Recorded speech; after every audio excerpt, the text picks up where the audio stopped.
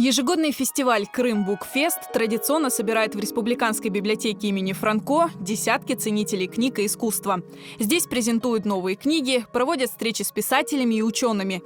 Обязательной стала и творческая страничка фестиваля. В этом году здесь открыли выставку работ молодой художницы Фериде Усмановой.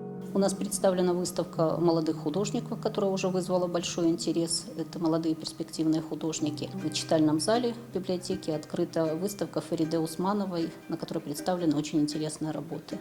Рисовать Фериде начала еще в раннем детстве, когда ее мама, будучи студенткой музыкального факультета, брала с собой на занятия маленькую дочку. Пока мама занималась музыкой, девочка беспрерывно рисовала. Фериде Усманова планировала связать свою жизнь с медициной, однако тяга к творчеству победила.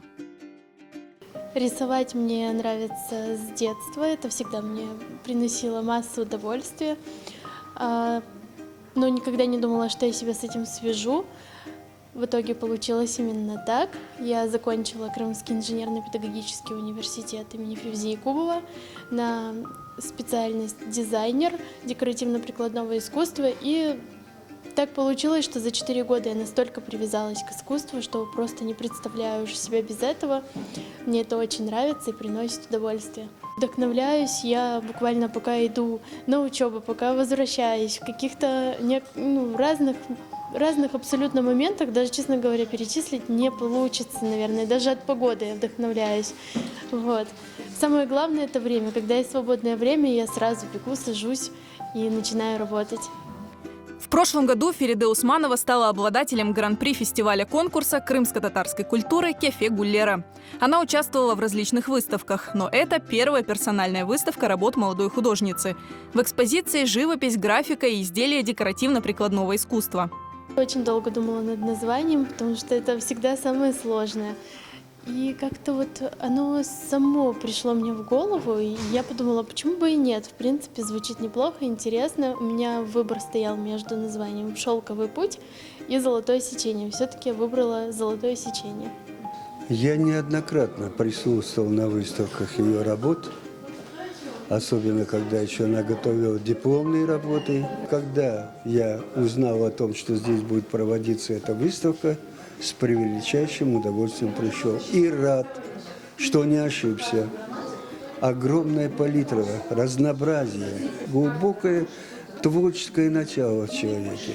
В этом году у нас было очень приятное такое открытие для нашей библиотеки. Выставка творческих работ Фериде Усмановой. Это, конечно, очень оригинальные работы, которые, в сущности, наши читатели, наверное, раньше и не видели. И хотелось бы, конечно, это продолжить, чтобы она каждый год у нас выставлялась, и, может быть, даже почаще. Картины оригинальные, просто вдохновляют, можно сказать. Я думаю, что нашим читателям понравится. Для всех желающих Фериде Усманова провела мастер-класс по росписи тарелок. С Фериде мы познакомились 2 года назад в Республиканской библиотеке имени Гаспринского. Именно там я увидела ее работы. И где-то в памяти у меня отложилось, что вот наши читатели и гости библиотеки тоже должны обязательно увидеть эти шикарные работы. И вот, когда мы уже готовились к фестивалю, я вспомнила про Фериде и решила ей позвонить. И, конечно, я надеялась, что она согласится. Вот она согласилась. И нам очень приятно, что такое большое количество работ, во-первых, было предоставлено. И то, что Фериде еще согласилась провести мастер-класс с нашими читателями и гостями. Выставка работ Фериде Усмановой будет действовать в отделе «Универсальный читальный зал» библиотеки имени Франко до конца сентября.